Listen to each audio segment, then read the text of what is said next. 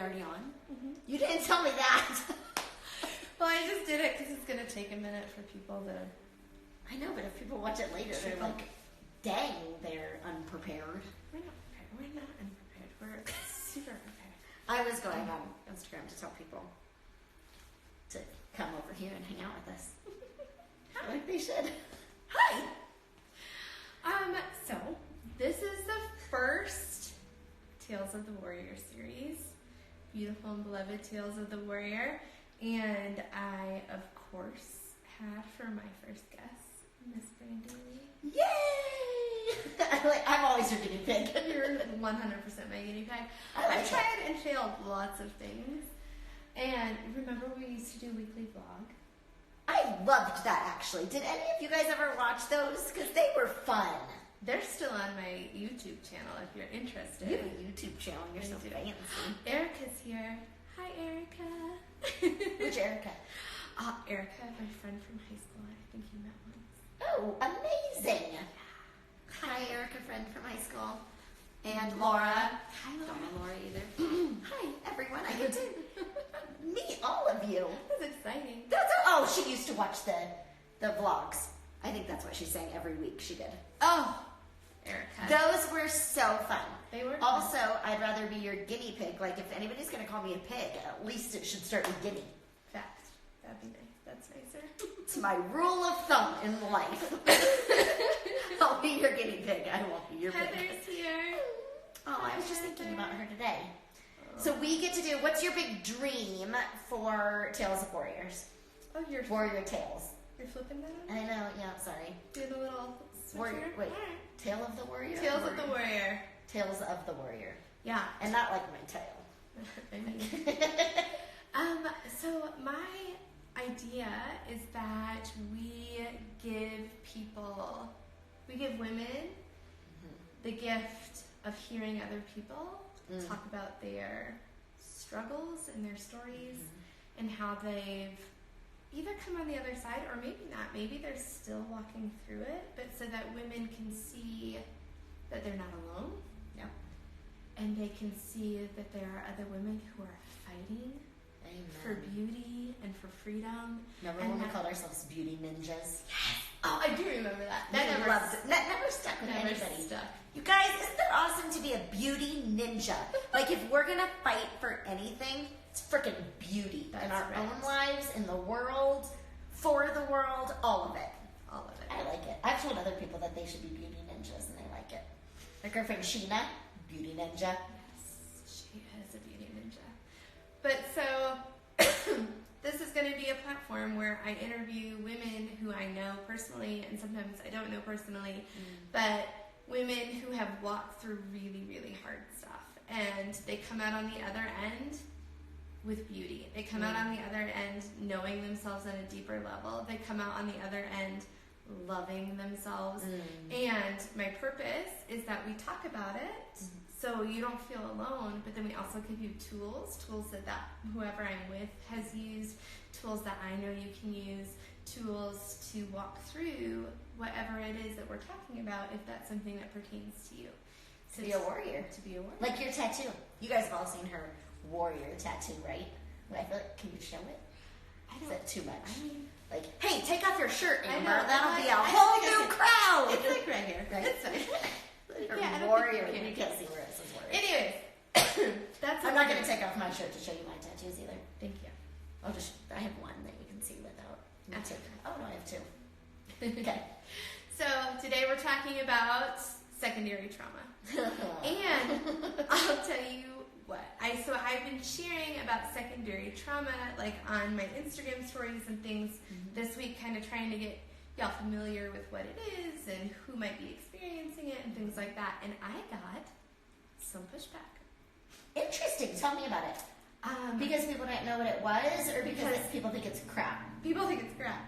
Not that people think it's crap. People got on and said, like, no. And when you say that, and when you say that somebody can have trauma because of somebody else's trauma, then you are... Like re-victimizing the person who was traumatized? Yes, and you are making their trauma seem like it's less important.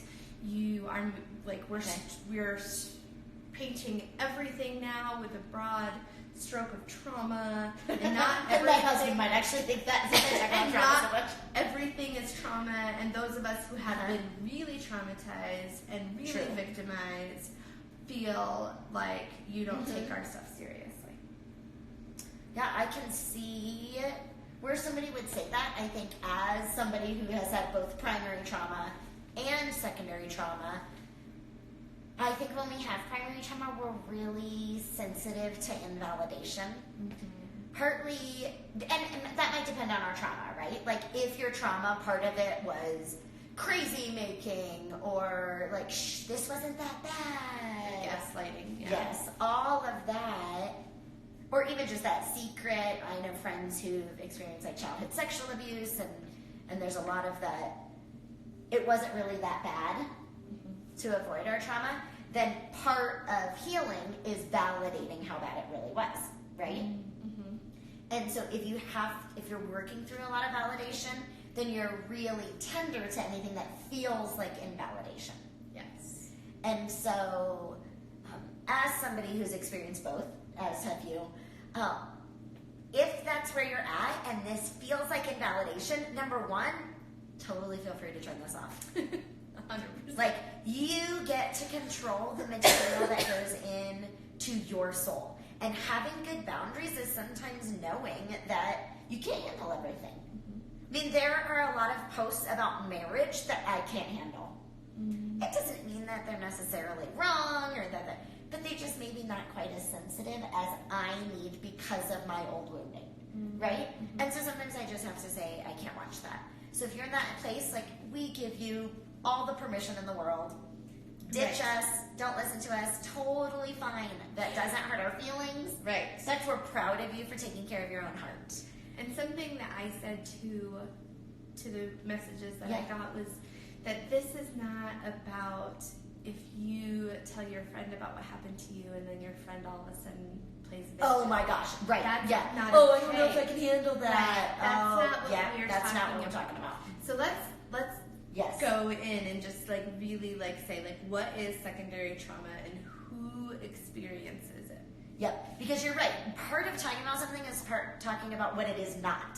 Mm-hmm. Okay, so this is not your friend who you got brave enough to tell your story to, and they were like, well, I don't think I can handle that. Mm-hmm. That's a lack of courage, not secondary trauma, I think. Or honestly, it could be that they haven't done their own work. Right, and they're prepared, setting blah, their blah, own blah. boundary, and that's fine. I do think, But I do not think that's fine. I think it. Right. Because I listen to everyone's story.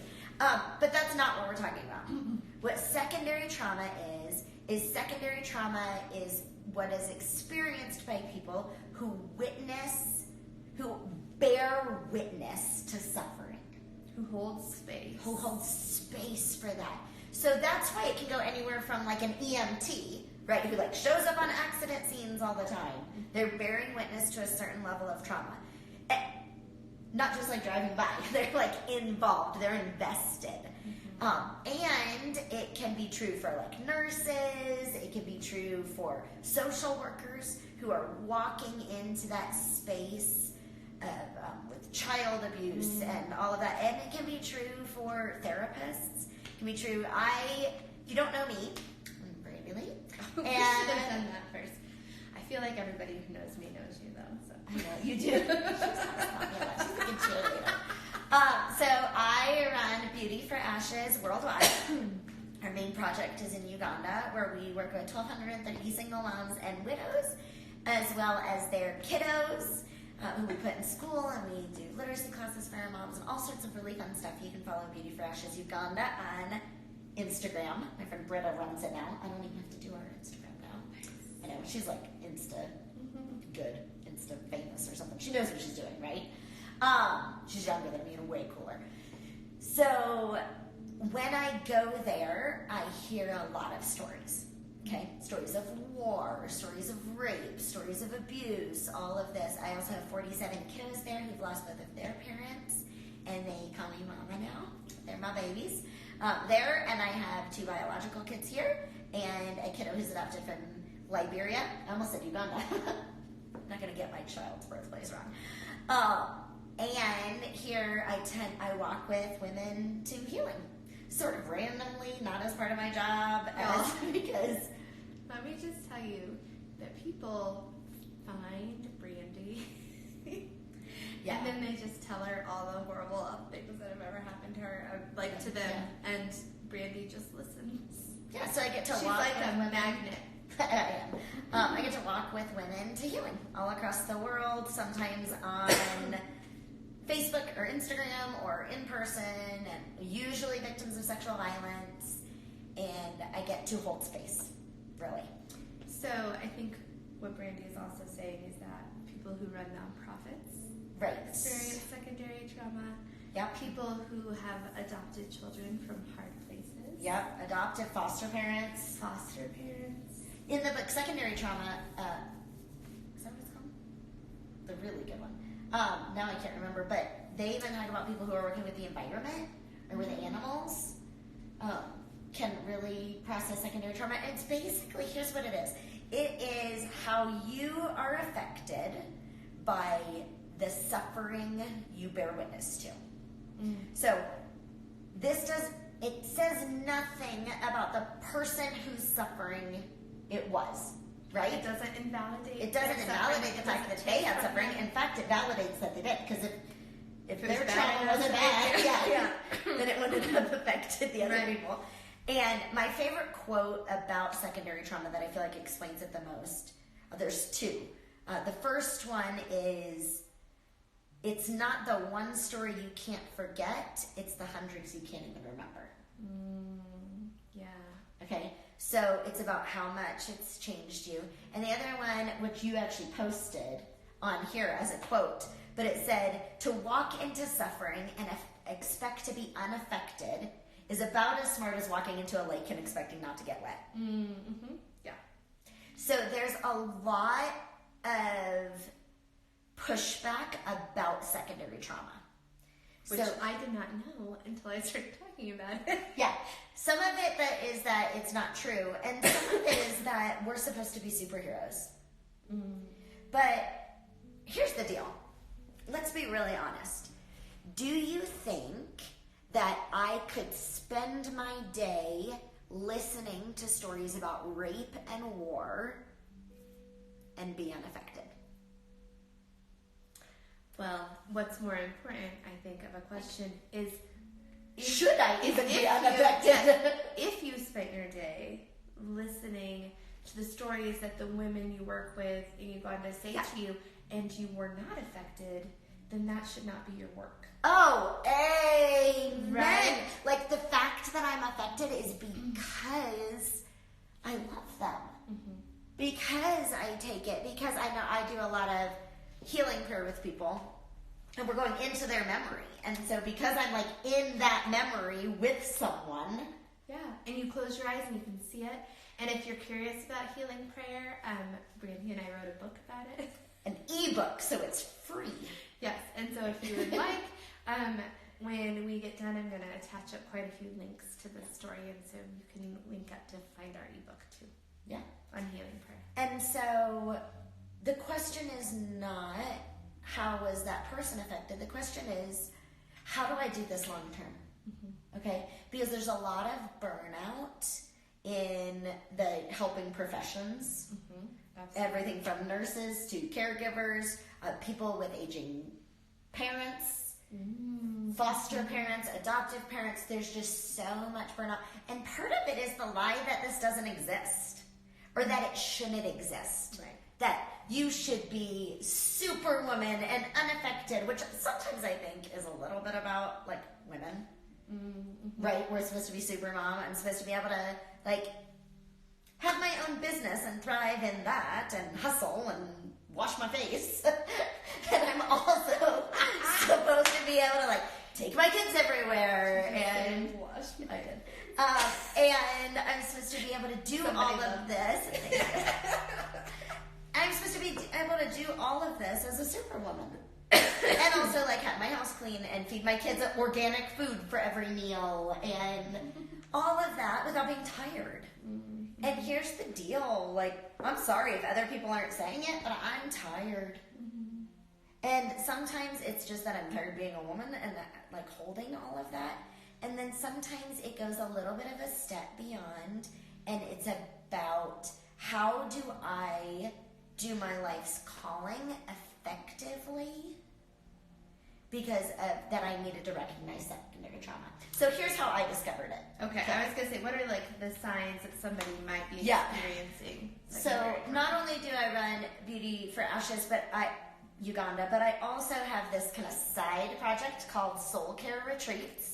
And we do retreats for nonprofit leaders to pour into them like they're pouring into people around the world. So I have 80 women come through our retreats. And so I have this like sisterhood of women doing hard and holy work around the world. And 2 years ago, I began to realize that like we were not doing so good. Like let's check in with each other.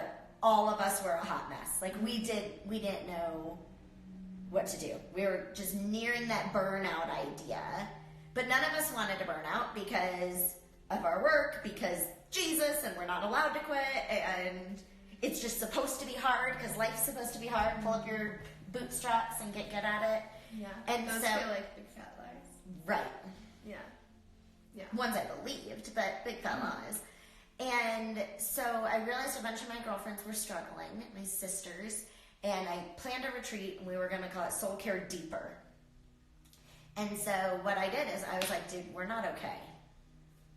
We're just not okay. So I started Googling it, right, because that's how I learn everything. And I found out about secondary trauma. And I had avoided it for a long time because I wasn't supposed to be traumatized, because then that would feel bad, and I didn't want anybody I was walking with to feel like they were traumatizing me, so then they wouldn't want to share their story. Mm-hmm. Mm-hmm. But I also realized that I was worth taking care of too. Mm-hmm. Mm-hmm. And that I needed to do this in order to do my work long term, and to do it effectively and to do it healthfully. Because I think that what a lot of us do is that when we realize, like, I am not okay for one reason or the other. Emotionally, I'm not okay. I'm not sleeping. I can feel my adrenals are struggling. Okay, so let's talk about like the specific symptoms. So you said like not okay and a hot mess, but like what does that actually look like to somebody who's experiencing secondary trauma? Does it look just like... Well, first of all, I honestly think that the first symptom is that you start to kind of shut down a little bit. Because that's what we do. We kind of feel like we're not okay. And then we are like, okay, well then I just have to be more distant from the people. Yeah, like compassion fatigue is that's one of the things they've talked about. And a lot of it just finds itself in, maybe I should compartmentalize more. Mm-hmm. I just can't let this affect me. And what you said earlier is that the reason I struggle is because of love. Mm-hmm. And so what do when our love creates some pain is we distance, disconnect. And I realized that I didn't want that to be a thing. I could feel myself starting to want to disconnect. So I threw myself into the study of secondary trauma, and I took like 3 or 4 different e-courses online, listened to all these podcasts, read all these books, and then I started doing the checklist, and I was like, oh. So what is the checklist? So a lot of it actually can look like trauma. Okay, so it can, because when we hear a story, if we are empathetic and put ourselves in there, then your body sometimes doesn't even know the difference between what happened to somebody else and what happened to you. Okay, this is why we cry at movies, right? Like sobbing. Have you gone to a movie recently? You're just like bawling your eyes out. Do you know what movie did this to me in like the weirdest way? Was that movie with Sarah Jessica Parker, like that holiday movie? I can't think of what it's called now. Oh, and she like goes to like her fiance's parents' house, and he's got like a gay deaf brother or whatever. She basically just like mortifies herself in front of his family, and like the deep embarrassment I just felt on her behalf made me cry. That you just wept. And like it was like I was exactly what I was talking about. Embarrassed for her. But like, yes, yeah, that is true though. You're like, embarrassed I was embarrassed for her. That's and why I it couldn't made watch me Meet the cry. Fockers. Like, I just is so uncomfortable that I can't even handle my life. But I just saw Just Mercy this weekend. Oh, God. Oh, my God. I see it. And so there's a number of scenes that are like weeping, and it's called The Family Stone. Yes, that's it. You're so smart. Thank you. It's my friend Steph, I think. Did it make you cry? That it was so awkward for you? Just wait here. Good. I'm gonna watch it. Okay, so Just Mercy was like weeping. And part of the reason it was so tricky for me was a scene when he gets pulled over by the police in Lower Alabama and they're roughing him up, and immediately I'm in the scene, okay, right? So I have a black son and what's happening here and the injustice, and I am bawling. Like bawling to the point that after the movie, people like were sitting like 7 people down from me, I'm like, so are you okay? Same way when I saw Les Mis, like bawling to the point where my dad, like across the aisle, was like, "Hey, Bram, you okay? Get your crap together, like here." But that's that same thing, right? Like we have put ourselves into this situation so much so that we're feeling it. Mm-hmm. And secondary trauma is a little bit like that. So we've put ourselves into these situations. I love that Abby's here. I love you. She's a real expert on this too. And we start to experience signs of trauma. So a number of them are that our trauma system is engaged. Okay, so you've heard about this a million times from the two of us, from Amber alone, from books that, you know, if you're following Amber, you care about trauma. And you're wanting to read things like Waking the Tiger and The Body Keeps the Score.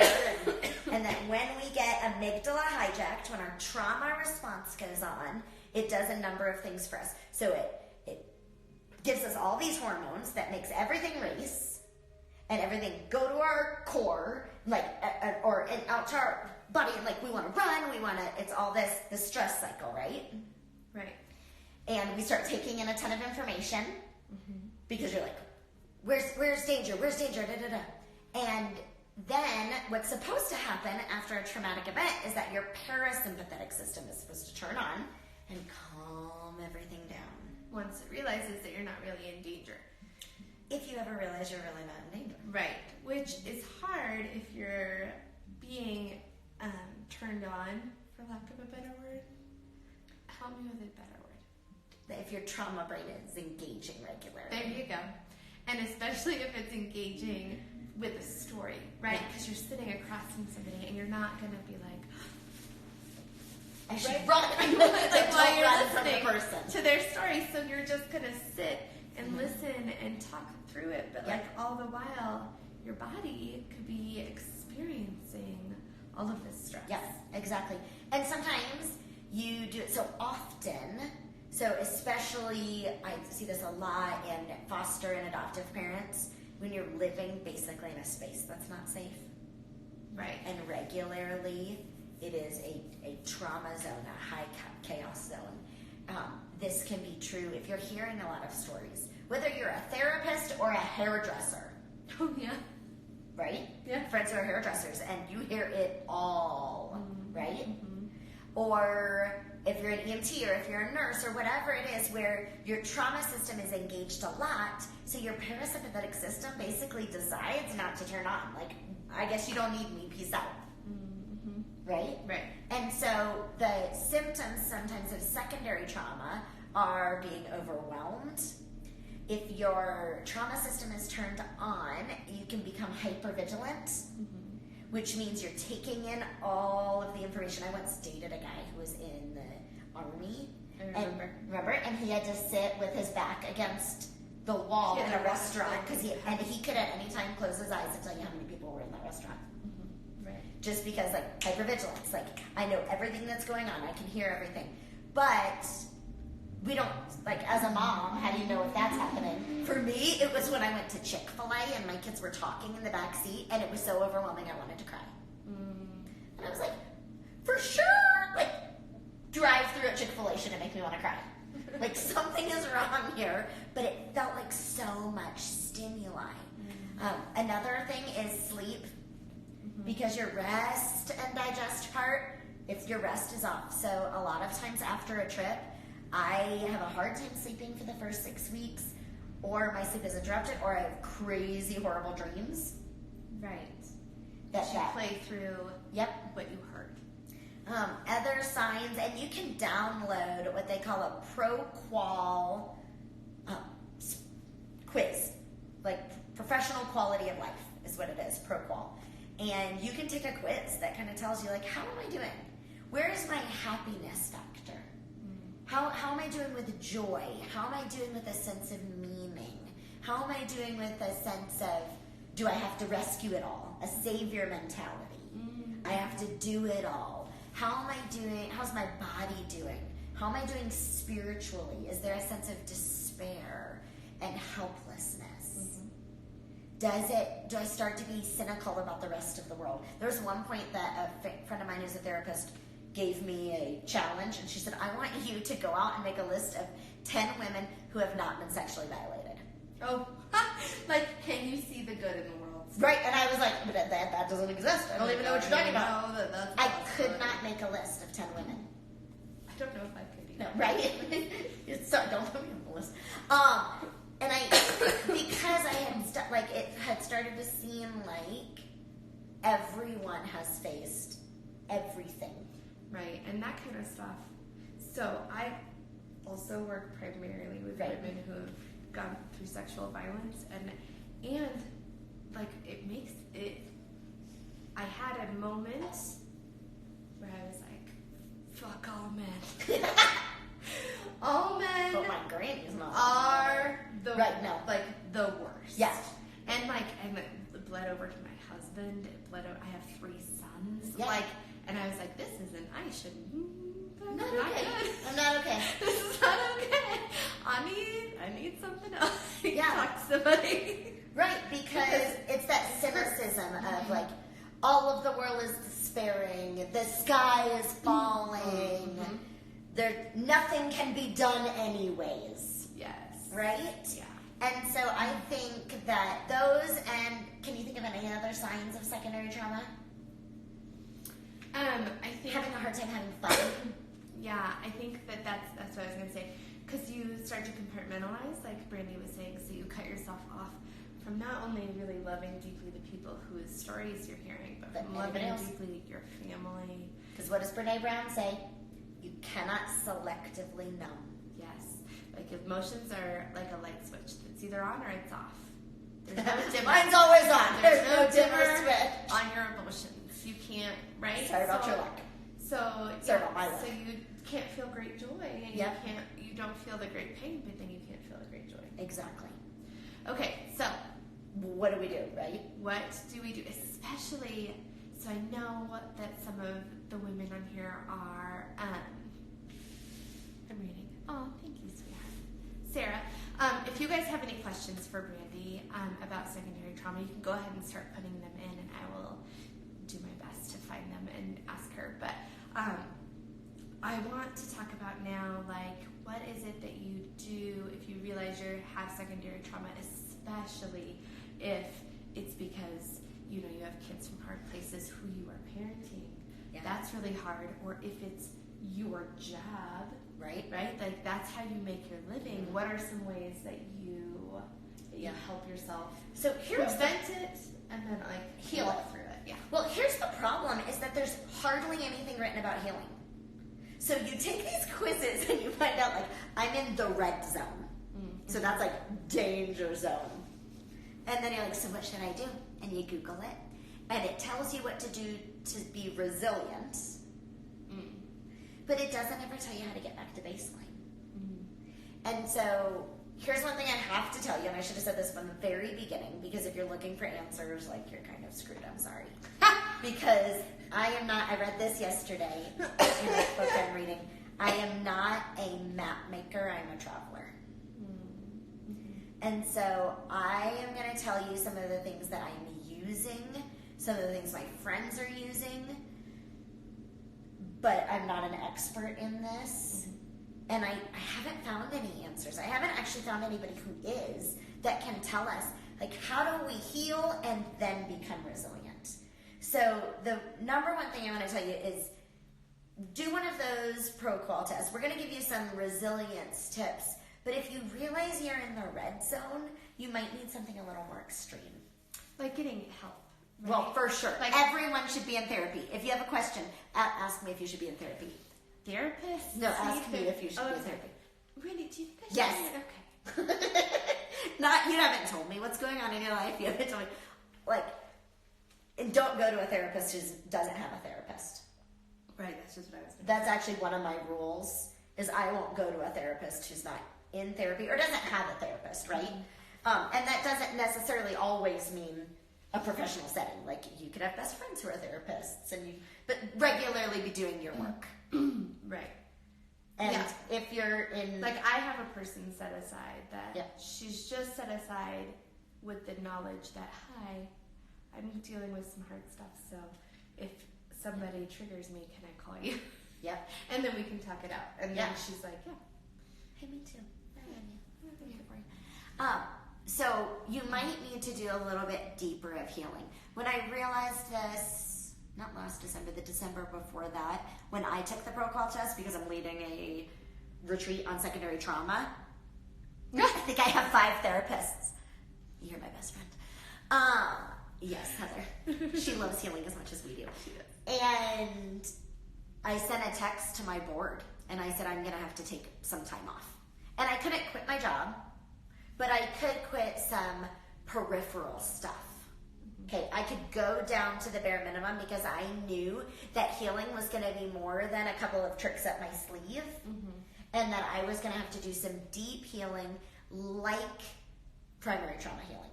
Because there's actually, and this is a little bit contested, but they're saying that there is secondary PTSD now. That you can actually have PTSD from secondary trauma. And it looks like a lot of the same symptoms as PTSD. Reliving things, flashbacks, Well, and I would stored in your imagine- body, all of it. I would imagine that is more likely for like foster parents or like people who it's like in your home, right? And it's like happening on every day. And almost every nonprofit leader I know. Right, yeah. Like literally all of my soul care sisters. I think of the 10 of us at that retreat, 8 of us tested in the red zone. And if we haven't, we didn't know, right? You don't know what you don't know. And so we hadn't used any of these tools to help ourselves avoid secondary trauma. Okay, so what? Okay, so some tools.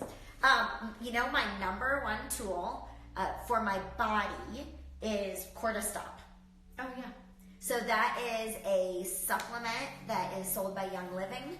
I think you might be able to get it on Amazon, but if you need help with Young Living, message me. I technically sell it, even though I don't actually, because I don't want to dilute my voice.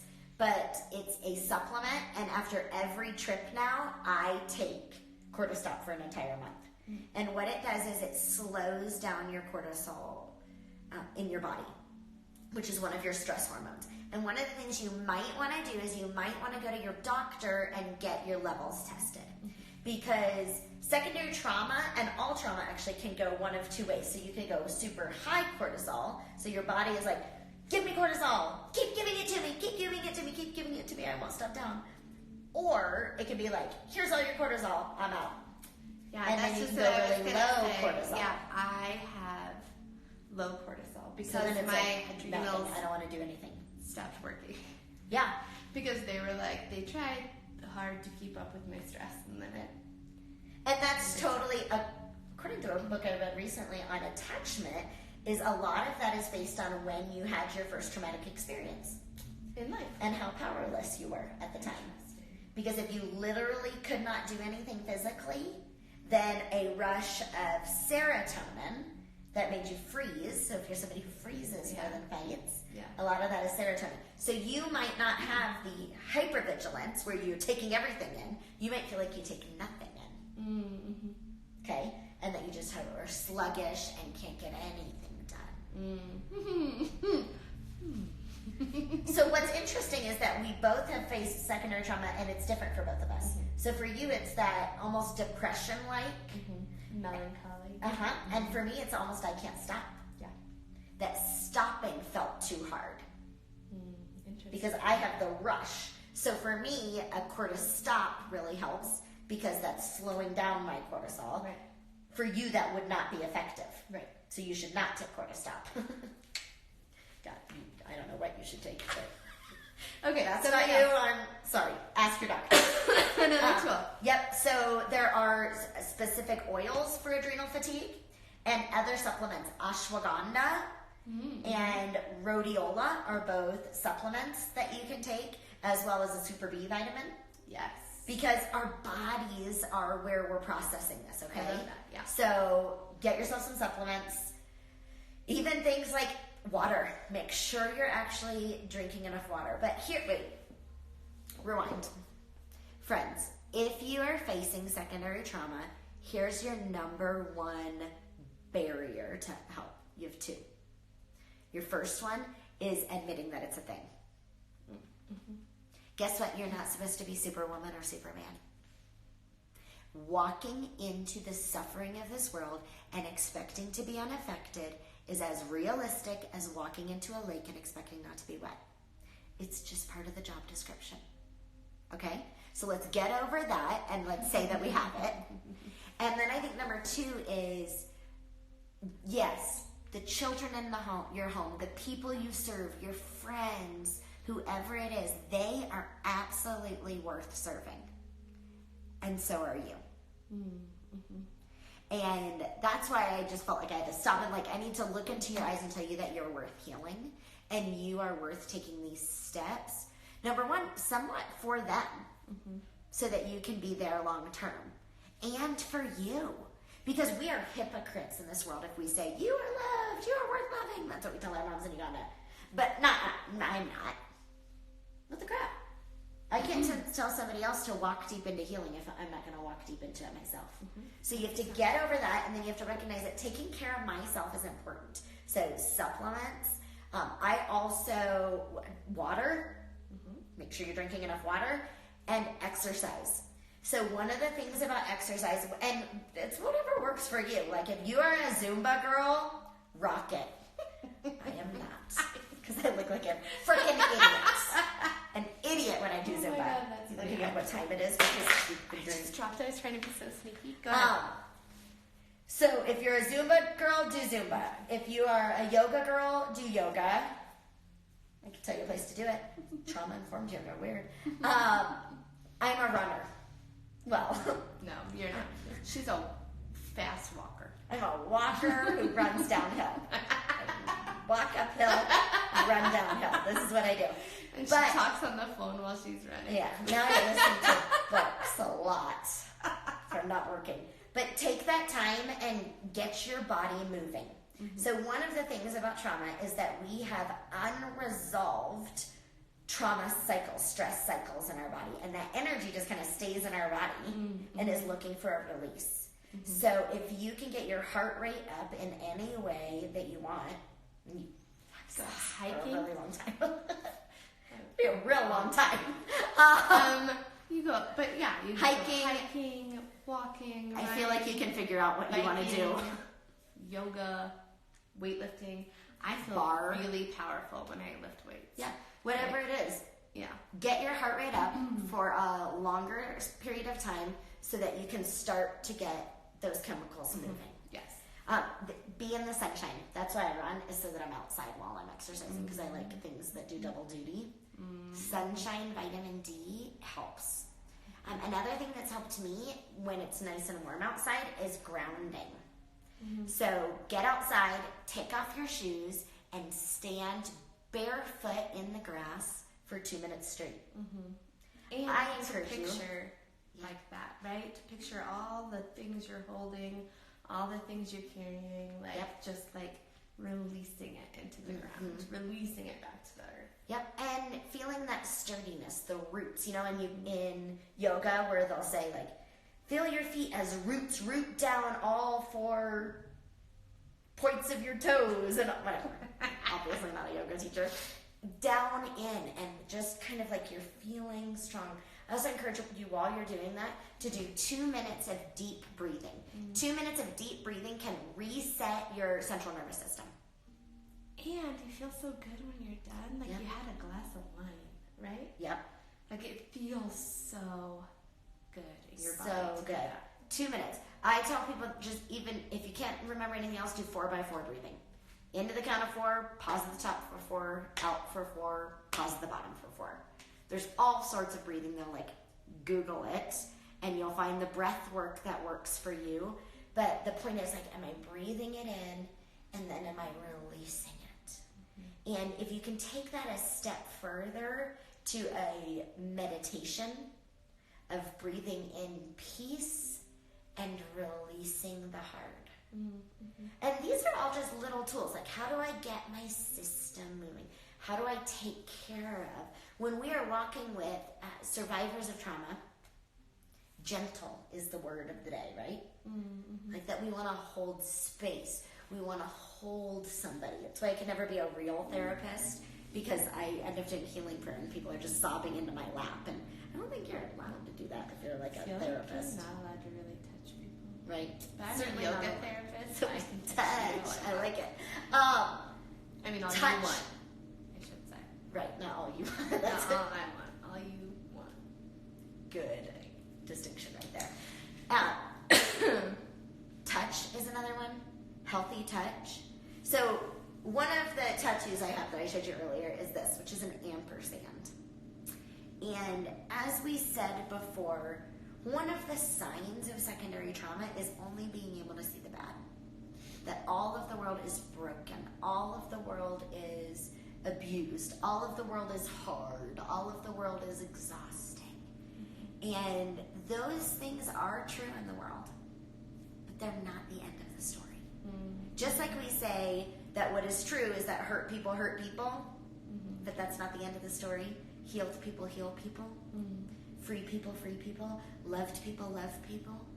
Yes. We say that all the time.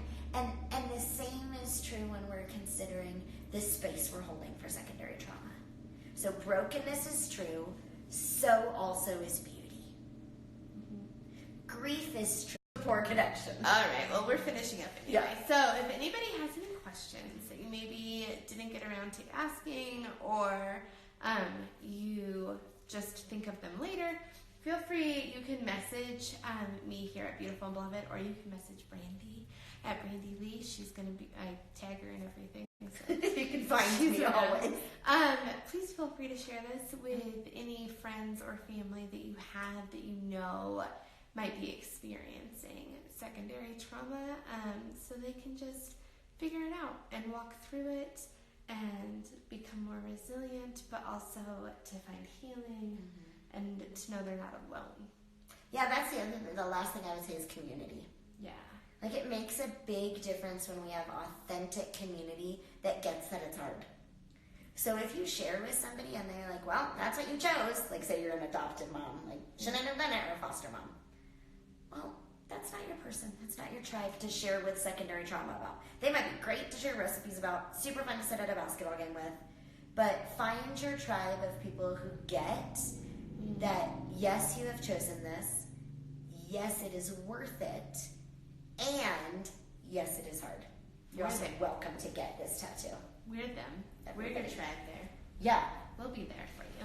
And it is really freeing when somebody doesn't tell you to quit your job, or change your life, or get rid of your kid. Some people say that. I don't think a lot, but whatever. All right, wait, before we finish. Say it's hard, and that's... We're going to finish now, but I want you to tell... I want you to tell one thing that is your... Like, one book that is your favorite book on this subject. Right, I forgot the name of it. It was that big one. No, I remember. Trauma Stewardship. There. Ooh, that's a great name. Yeah, it is a really good, it's a workbook, and you just sort of, it's a big, thick, heavy book. The book Vicarious Trauma is really good as well. Perfect. And then every book by Brene Brown. All of them. Because she's our spirit animal. You're a spirit person. Yeah. She's my spirit animal. And she'll be found, but I don't know how helpful it'll be. I feel like neither of them would be very excited to be your spirit animal. Whatever. They would love me. All right. Thank you guys so much for joining us. back next Wednesday. We will be here for another Tales of the Warrior, and Episode. Who is it? It is Ashley, I believe. Ashley Daniels. She's going to talk to us about abortion. Oh, that's going to be hard and so powerful. Yes. Remember, hard and holy. Next week, I'll give you times soon. It should be next Wednesday. But thank you guys so much for being here with us today. It was awesome. Yeah. And we love you. And if you have secondary trauma, here's what I want you to know. Thank you for walking into hard spaces with others. Mm-hmm. You're making a difference in this world. And this is part of the cost we pay. And it's worth it. Mm-hmm. But you're worth it too. Yeah. So together, as travelers, not map makers, we are going to find our way so that we can keep doing this and we can be a part of healing in this world. Amen. You're loved and you are worth loving. Thank you guys so much for being here. Bye. No, I think we have to turn it off. Bye. Look, there's Emily. Oh, hi, Emily. Whoa, that's close. That's how we're going to end it. Idiot.